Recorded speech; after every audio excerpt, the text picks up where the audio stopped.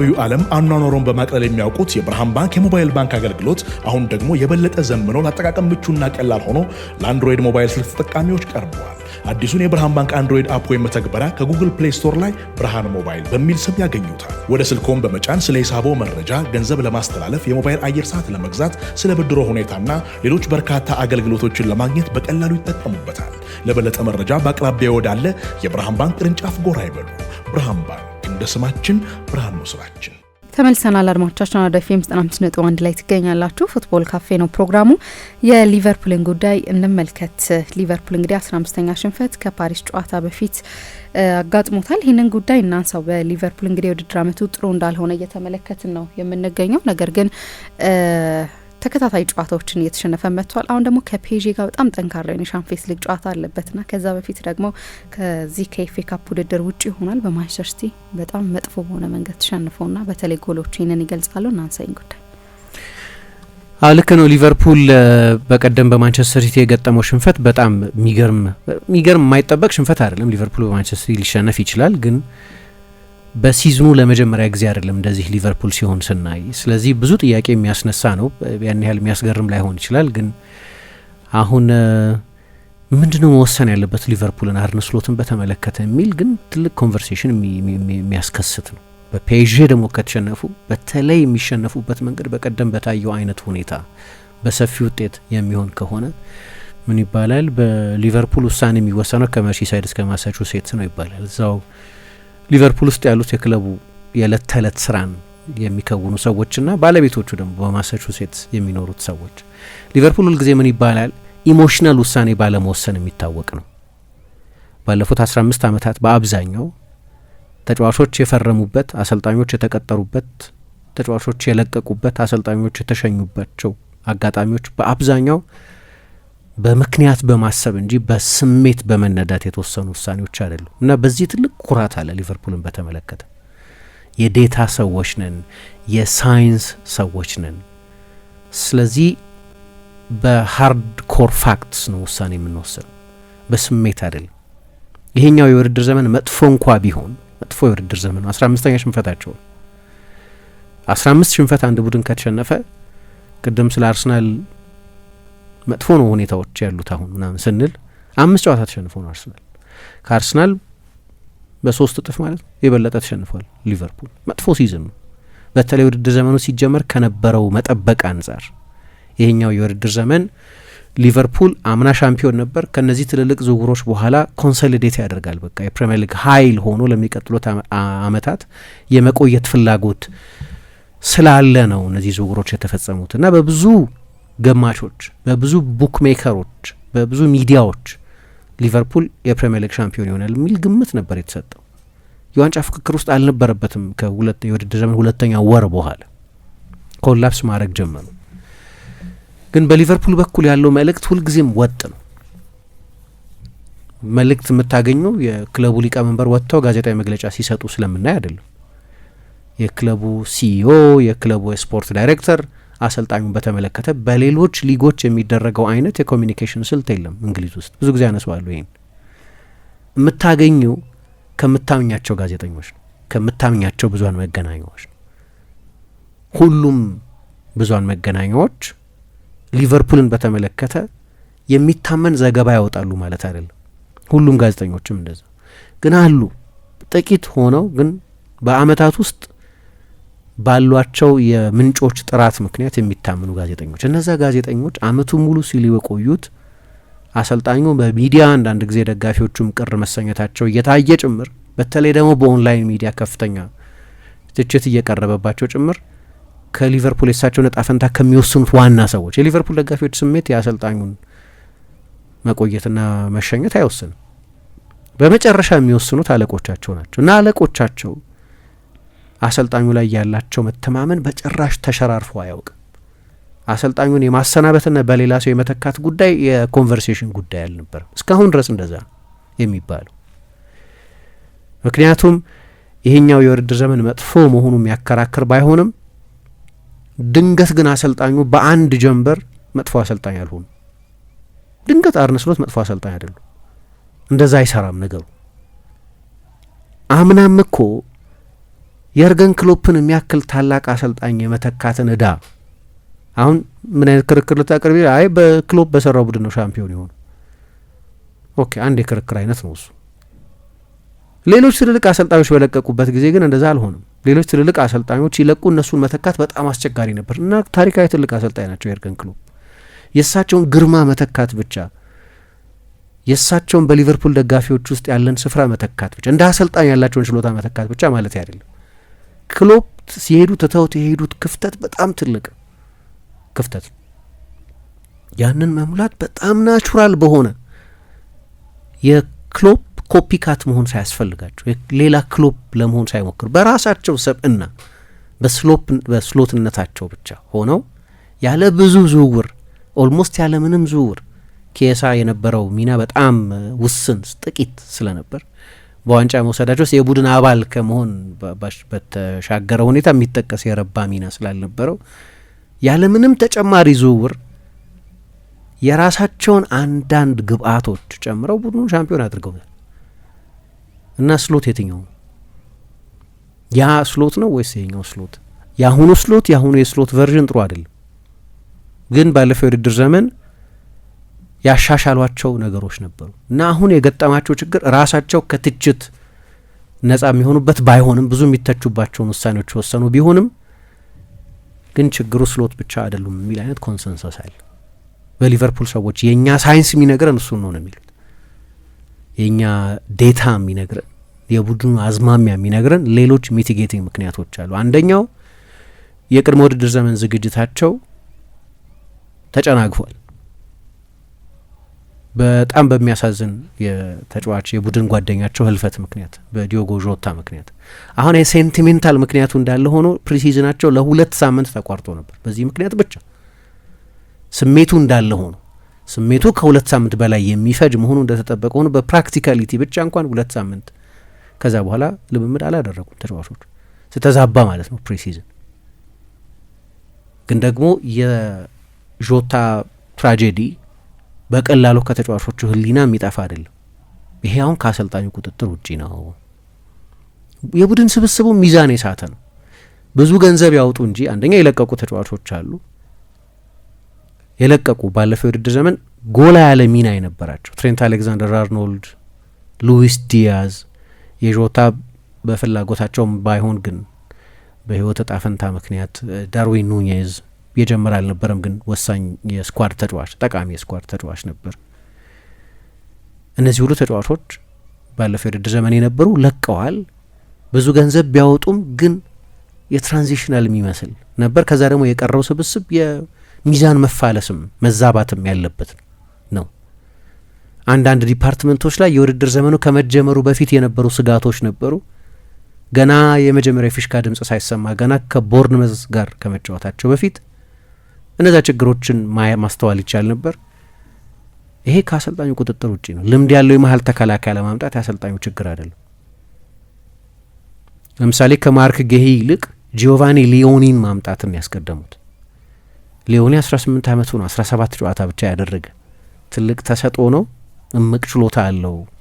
ለወደፊቱ ትልቅ ተከላካይ ሊሆን ይችላል ተብሎ የሚጠበቅ ግን ሊቨርፑል በዛ ጊዜ በአስቸኳይ የሚያስፈልገው የተጫዋች አይነት አልነበረም። ኢቨን ጃንዋሪ በመጣ ጊዜ ሌላ ሲኒየር ተከላካይ አላስፈረምም ሊቨርፑል። ጀረሚ ዣኬ የሚባል ሌላ የረጅም ጊዜ ኢንቨስትመንት፣ ሌላ ወጣት ተጫዋች ያመጡበት ዝውውር ነው።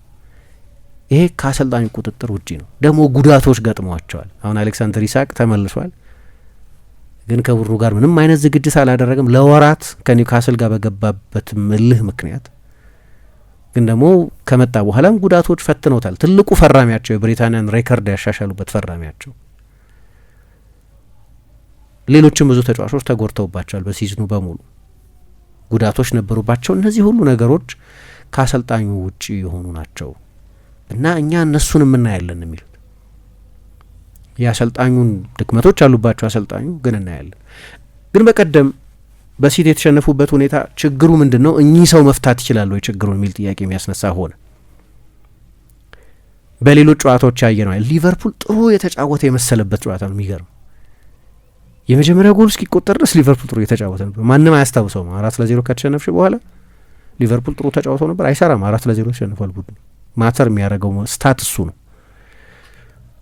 አሰልጣኝ ስሎትም እስከ 35ኛው ደቂቃ ድረስ ጨዋታው ባላንስድ ነበር እኛ ባንሻል አሉ። ወይ ደግሞ በጣም ይሻል ነበር ሊቨርፑል ነው በነዛ 35 ደቂቃዎች ውስጥ ቨርጂል ቫን ዳይክ ያንን ጥፋት እስኪሰራ ድረስ።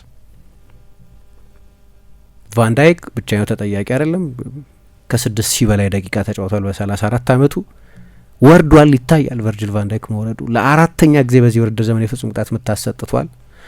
ይህም ከአሰልጣኝ ውጪ ነው፣ ተጫዋቾች ኢንዲቪጁዋል ውሳኔ የሚወስኑ በመሆናቸው ምክንያት። በተለይ ቫን ዳይክ ደግሞ ልምድ ጠገብ ተጫዋች ስለሆነ አሁን እኔ ሊቨርፑልን ራሽናሌ ነው እየገለጽኩ ያለሁት።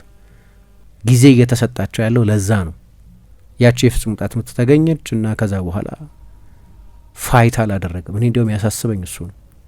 ከጨዋታው በኋላ ዶሚኒክ ዞቦዝላይም ቨርጂል ቫን ዳይክም ኢቨን አሰልጣኙ አርነ ስሎትም ከጨዋታው በኋላ ፎጣ ጥለን ነበር የመጨረሻውን 30 ደቂቃ በተመለከተ ሲናገሩ አሸናፊውም ተሸናፊውም የ4-0 ጨዋታ እንደሆነ አምነን ተቀብለን ነበር አሉ። አሁን ሊቨርፑል በጨራሽ ሊቀበል አይችልም። ተሸናፊ ግን ፋይት አድርገሽ ተሸናፊ። አሁን ይሄ ከባድ ኢሹ ነው። ጨዋታው ካለቀ በኋላ አርቢትሩ ማይክል ኦሊቨር ነበሩ። 90ኛው ደቂቃ ከ4 ሰከንድ ላይ ነው የነፉት። 4 ሰከንድ ተጨማሪ ብቻ ነው ያጫወቱት። ምን ይባላል ይሄ? ፒቲ ዊስል ይባላል። በቃ አሳዝኖሽ መከራው በስቶበታል ያ ቡድን ብለሽ ያብቃለት ለጊዜው ብለሽ የምታደርጊው ነገር ማለት ፋይት እያደረገ አልነበረም። ደጋፊዎቹ ስቴዲየም ውስጥ እንዲቆዩ ምክንያትም ውጤቱ ይቀለበሳል ብሎ ብቻ እኮ አይደለም ደጋፊ ስቴዲየም ውስጥ የሚቆዩ ተጫዋቾቹ እየተዋደቁ ስለሆነ መሸነፍን በቃ አልቋል 4-0 ስለሆነ አልቋል፣ ሪያሊስቲክሊ አልቋል። ግን የሊቨርፑል ተጫዋቾች ናቸው፣ የታላቁ ሊቨርፑል ተጫዋቾች ናቸው። ስለዚህ ይፋለማሉ ብለሽ ነው የምትጠብቂው። የሚፋለሙ ከሆነ እጅ አልሰጡምና ባናሸንፍም እንኳን ይሄን ጨዋታ ጥረታቸውን እናግስት ያለሽ ሁሉም ዞቦዝላይም ቫን ዳይክም አሰልጣኙም አምነን ተቀብለን ነበረ። ይሄ ደግሞ በጣም መጥፎ መልእክት ነው። ቡድኑ ፋይት ማድረግ አቁሟል ማለት ነው፣ መፋለም አቁሟል። ሊቨርፑል ይሄን ሊቀበል አይችልም፣ በማንም ቡድን በየትኛውም ውጤት ቢመራም ጭምር ዲሞራላይዚንግ የሚያደርግ ሽንፈትም ቢሆን ጭምር እና አንዳንዱ ነገር ከዴታ ባሻገር መታየት ያለበት ይመስላል። ዴታ ላይ ያለ ኦብሰሽን አለ፣ ይገባኛል። እና ደግሞ በዚህ በጣም ስኬታማ ነበሩ። በዚህ ከዚህ በፊት አንስቼዋለሁ እንዴት ሊቨርፑል ዴታን ቱ ዘ ማክሲመም እንደተጠቀመ። ለምሳሌ ክሎፕ ሲቀጠሩ ክሎፕ ፒካቸው ላይ በነበሩበት ጊዜ አይደለም የተቀጠሩት። ከዶርትሙንድ ጋር የመጀመሪያውን ቡንደስሊጋ አሸነፉ፣ ሁለተኛውን ቡንደስሊጋ አሸነፉ በ2011 ና በ2012 በ2013 ቻምፒየንስ ሊግ ፍጻሜ ደረሱ። የመጨረሻዎቹ ሲዝኖች ግን ጥሩ አልነበሩም። የመጨረሻዎቹ ሲዝኖች እንዲያው መጥፎ ነበሩ። እንዲያውም የመጨረሻው የውድድር ዘመናቸው ላይ የመጀመሪያዎቹ 4 ወራት አካባቢ ቦሩሲያ ዶርትሙንድ ላለመውረድ ነበር ይጫወት የነበረው። የሚታሰብ አልነበረም የቦሩሲያ ዶርትሙንድ ያ ሁኔታ። ከዛ እንደምንም በሁለተኛው የውድድር ዘመን ቡድኑ አገገመና መጨረሻ ላይ 7ኛ ሆኖ ጨረሱ። ለዩሮፓ ሊግ የቅድመ ማጣሪያ ብቻ ነው የበቃው። ሊያውም በጣም ድራማዊ በሆነ ሁኔታ አሻሽለውት ጭምር ማለት ነው። ግን አዝማሚያን ያዩት በዚያ የውድድር ዘመን የሊቨርፑል የዴታ ሰዎች አንደርላይንግ ዴታ ይባላል። እኛ ፊት ለፊት ከምናየው ዴታ ባሻገር ይህን ያህል ነጥብ አለው፣ ይህን ያህል ጨዋታ ተጫወተ፣ ይህን ያህል ጨዋታ አሸነፈ፣ ይህን ያህል ተሸነፈ፣ ይህን ያህል አስቆጠረ፣ ይህን ያህል ተቆጠረበት፣ ቶፕ ላይን ዴታ ነው የሚባለው። አንደርላይንግ ዴታ የበለጠ ፐርፎርማንስ አናላይዝ ለማድረግ የሚጠቅም ነው። ኤክስጂ፣ ኤክስቲ፣ ኤክስፔክትድ ጎልስ አጌንስት የሚባሉና ሌሎች ብዙ አድቫንስድ ሜትሪኮች የሚጠቀሙበት ነው። ሊቨርፑል ደግሞ ያንን የመኒ ቦል ኮንሰፕት ብዙ ይጠቀማል። ከዛ በብዙ ሁኔታዎች ቦሩሲያ ዶርትሙንድ የተሻለ ቡድን ነበር። ተጨማሪ 16 ነጥብ ማግኘት ነበረበት ፐርፎርማንሱን ብቻ ከወሰድን። ቦሩሲያ ዶርትሙንድ 16 ተጨማሪ ነጥብ ቢያገኝ ሁለተኛ ሆኖ ነበር የሚጨርሰው። ስለዚህ የ7ኛ ስፍራ ላይ ያጠናቀቁበት ደረጃ ሀሰተኛ ነው። የበለጠ ሳይንስ የሚነግረን ዶርትሙንድ በጣም ጥሩ ተጫውቶ ከተጋጣሚ ቡድን የበለጠ የጎል እድል ፈጥሮ ከማክሲመሊስት ቦታዎች ግን እነዛን ጎሎች አያስቆጠር ይቀርና ወይ የተጋጣሚ ቡድን ከማይመስል ርቀት ወይ ዳኛ የሆነ ዶርትሙንድን እድለቢስ የሚያስብል ውሳኔ ይወስንና መጨረሻ ላይ ቦሩሲያ ዶርትሙንድ ይሸነፋል ወይ አቻ ይወጣል። ስለዚህ ነጥቦች ያጣል። አሁን ይህንን ሁሉ ነው ያዩት እነሱ 7ኛ ሆኖ መጨረሱን እና የክሎፕ የቦሩሲያ ዶርትሙንድ የመጨረሻዎቹ አመታት እንደ መጀመሪያዎቹ አመታት አለመሆናቸውን አይደለም፣ አዝማሚያ ነው ያዩት፣ ቴንደንሲ ነው ያዩት።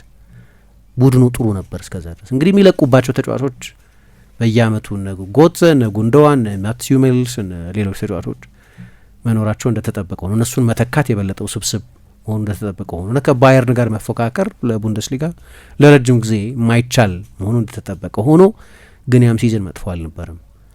እሱ ብቻ አይደለም፣ የብሬንዳን ሮጀርስ የመጨረሻው ሲዝን የመጨረሻው ሙሉ ሲዝን ጥሩ አልነበር። ከክሎብ በፊት የነበሩት አሰልጣኝ ማለት ነው። 2013-14 የውድድር ዘመን ላይ በሚያስቆጭ ሁኔታ ዋንጫውን አጡ። ያ ጄራርድ የተንሸራተተበት ወይ ክሪስታል ፓላስን 3-0 እየመሩ 3 እኩል የወጡበት ጨዋታ ማለት ነው፣ ሲዝን ማለት ነው። ከዛ አንድ ሲዝን ሰጧቸው። አይ ቲንክ 8ኛ ሆኖ ጨረሱ። ግን ታገሷቸው። ልክ በዛው አይነት ሁኔታ በሀርድ ኮር ፋክት መጥፎ ቡድን አይደለም ሊቨርፑል። አብዛኞቹ ዝውውሮች አልሰሩም። የነ ባሎቴሊ ዝውውር፣ የነ ሪኪ ላምበርት ዝውውር፣ የነዚህ አይነት ተጫዋቾች ዝውውሮች። ስለዚህ ተጨማሪ ጊዜ ለአሰልጣኙ መስጠት ያስፈልጋል አሉ። ምክንያቱም ብሬንዳን ሮጀርስ ሳይጠበቅ ለዋንጫ የተፎካከረ ቡድን የገነባው አሰልጣኝ ድንገት መጥፎ አሰልጣኝ አይሆንም መጥፎ አሰልጣኝ ሌላ ችግር አለ ማለት there is a bigger fish to fry አሉና ተጨማሪ ጊዜ ሰጧቸው። ዋናው ምክንያታቸው የኢያን ግራሃም የዴታ አካሄድ ነው። አሁንም ስሎት ላይ ያለው ነገር ተመሳሳይ ነው። አሁን የሚያስፈራው ነገር ግን እግር ኳስ ዴታ ብቻ አይደለም፣ ስሜትም ነው። የሊቨርፑል ደጋፊዎችን ስሜት ካየሽ የኤፍኤ ካፕ አንድ ጥሩ ነገር በኤፍኤ ካፕ አይ ቲንክ 10% ነው የምትሰጪው ለተጋጣሚ ቡድን ለተጋጣሚ ክለብ ከአጠቃላይ ስቴዲየሙ የመያዝ አቅም 10% ትኬት አለው ኬታሪ በሌሎች ውድድሮች ከ3-5%። ስለዚህ ስቴዲየሙ ላይ 8000 የሊቨርፑል ደጋፊዎች ነበሩ በቀደም።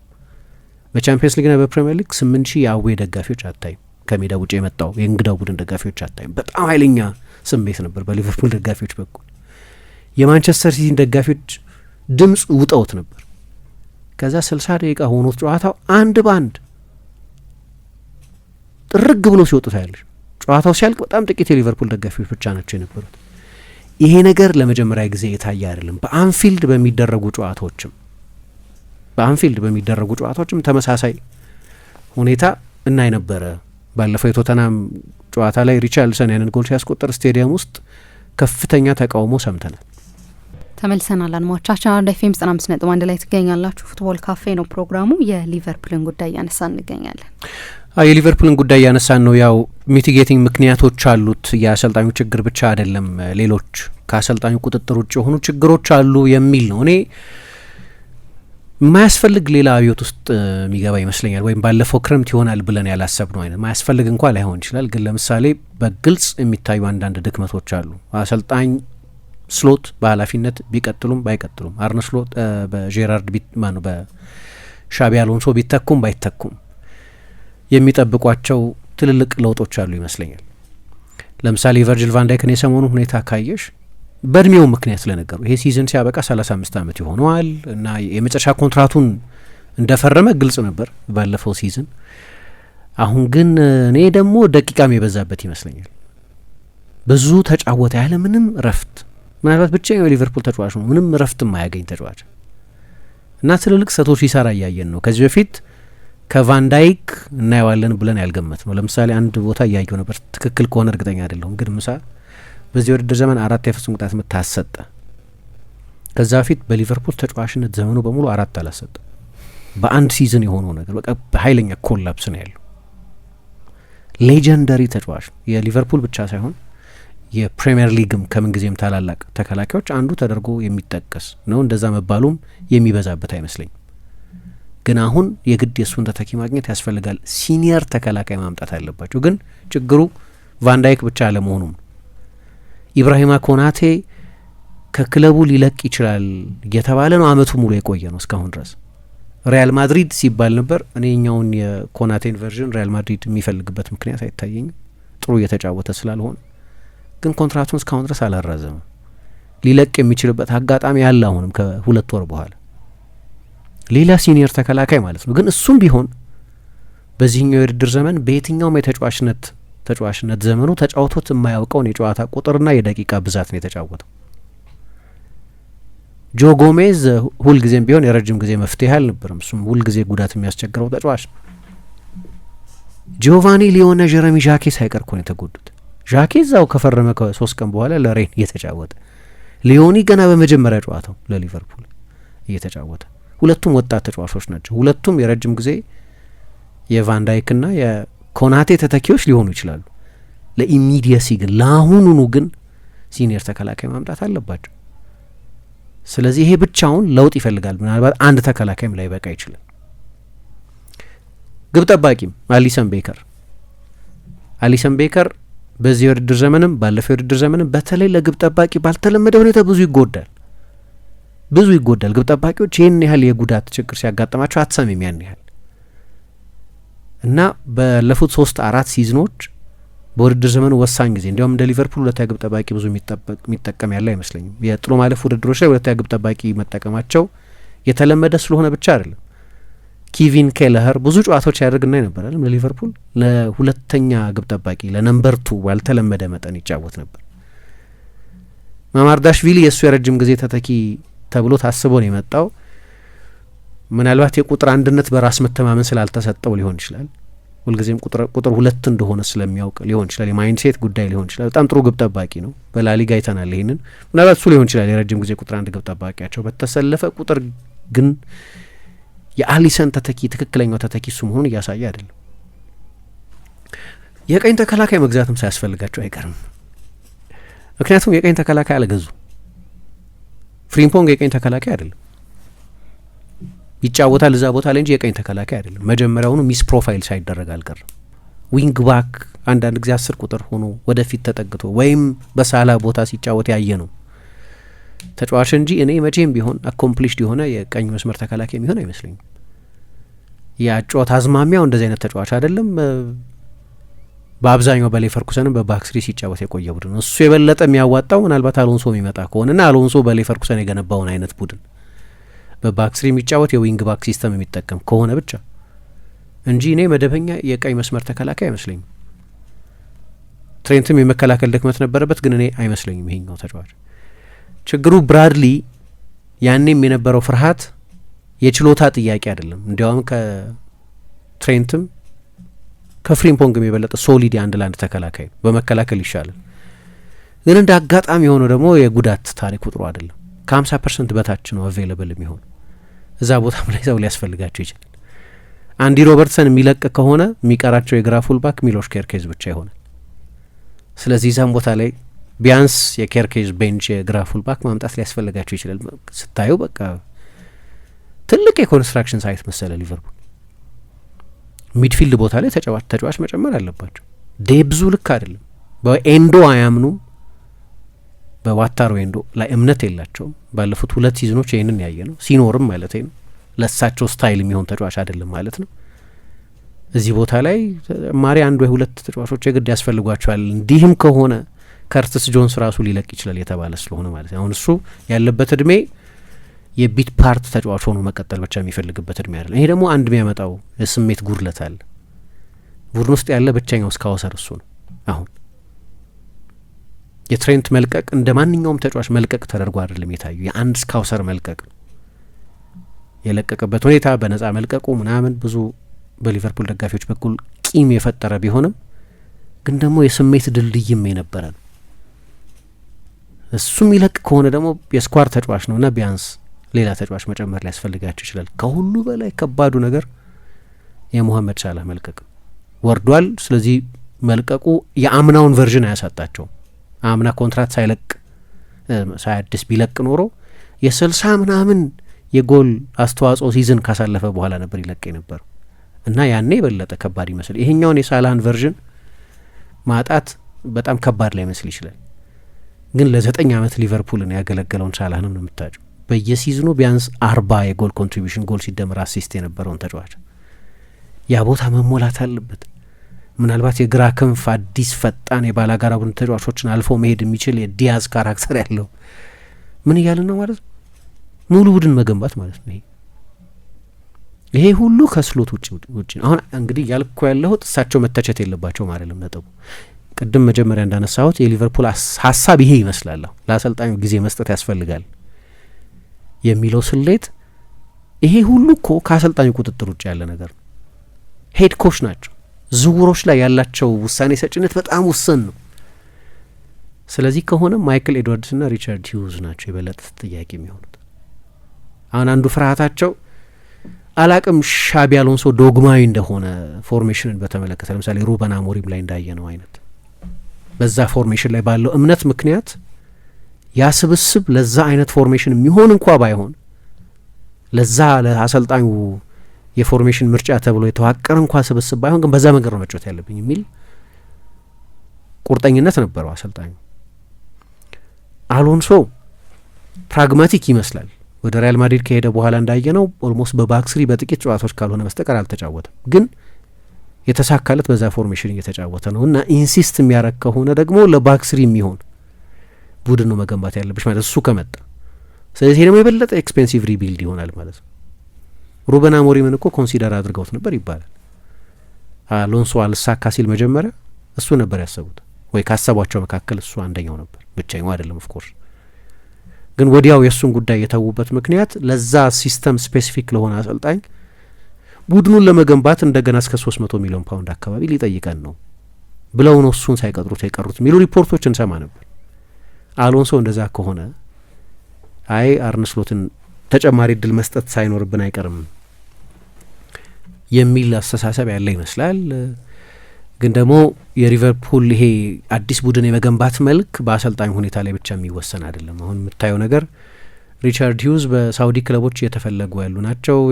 ይሄ ሲዝን ሲያልቅ 1 አመት ብቻ ውል ይቀራቸዋል። አርነ ስሎትን ያመጡት የስፖርት ዳይሬክተር ማለት ነው። ማይክል ኤድዋርድስ መጀመሪያ አካባቢ ልክ በማንቸስተር ሲቲ እንደምናየው አይነት የመልታይ ክለብ ኦነርሺፕ ሞዴል የሚባል ሌሎች እህትማማች ክለቦችን የማዋቀር ፍላጎት ነበራቸው። ሊቨርፑል ለጊዜው አይነት ፕላን የተወው ይመስላል። በዚህም ደስተኛ አይደሉም። እሳቸውን ሊለቁ ይችላሉ። ይህም ይሆን ከሆነ ያልን ያለ ነው በጣም ወደ ከባድ ሽግግር ከላይ እስከታች ከቦርድ ሩም እስከ ድሬሲንግ ሩም የሚደረግ ለውጥ ሳይሆን አይቀርም። ግን ሊቨርፑል ያንን ዴታ በማመን አሁን የሚታየው የሊቨርፑል ሁኔታ በአንደርላይን ዴታ ከፕሪሚየር ሊግ ምርጥ ቡድኖች መካከል አንደኛው ነው አሁንም የሚል አስተሳሰብ አለ። አይን የሚነግረን ነገር ሌላ ነገር ነው። እኔ ሊቨርፑል ሶለስ ቡድን ነፍስ የሌለው ቡድን ሆኖ ሁሉ ነው የሚታየኝ። አንዳንድ ጨዋታዎች የመፋለም ፍላጎት የሌለው ቡድን ሆኖ ነው የሚታየኝ። አንዳንድ ጨዋታዎች ላይ በወልቭስ ሲሸነፍ በቶተንሃም አቻ ሲወጣ ያየነው ቡድን ነው። በቅርብ ጊዜ ላለመውረድ የሚታገሉ ቡድኖች ናቸው እነዚህ። የሚያሳምን ፐርፎርማንስ ካየን ረጅም ጊዜ ነው ከጋላታሳራይ ጨዋታ በስተቀር። የሊቨርፑል ደጋፊዎች ስሜት የሚያሳየው እሱ ነው። ጥርግ ብሎ ሲወጡ ማየት የተለመደ አይደለም ለሊቨርፑል ደጋፊዎች እና ስሜት ግን አሰልጣኙን በኃላፊነት ለማቆየት በቂ አይመስልም። ስሌቱ ግን እንደዛ ነው። የሊቨርፑል ድንገት መጥፎ አሰልጣኝ አልሆኑም የሚል በዘመናዊው ዓለም አኗኗሩን በማቅለል የሚያውቁት የብርሃን ባንክ የሞባይል ባንክ አገልግሎት አሁን ደግሞ የበለጠ ዘምኖ ለአጠቃቀም ምቹና ቀላል ሆኖ ለአንድሮይድ ሞባይል ስልክ ተጠቃሚዎች ቀርበዋል። አዲሱን የብርሃን ባንክ አንድሮይድ አፕ ወይም መተግበሪያ ከጉግል ፕሌይ ስቶር ላይ ብርሃን ሞባይል በሚል ስም ያገኙታል። ወደ ስልክዎን በመጫን ስለ ሂሳቦ መረጃ፣ ገንዘብ ለማስተላለፍ፣ የሞባይል አየር ሰዓት ለመግዛት፣ ስለ ብድሮ ሁኔታና ሌሎች በርካታ አገልግሎቶችን ለማግኘት በቀላሉ ይጠቀሙበታል። ለበለጠ መረጃ በአቅራቢያ ወዳለ የብርሃን ባንክ ቅርንጫፍ ጎራ ይበሉ። ብርሃን ባንክ እንደ ስማችን ብርሃን ነው ስራችን።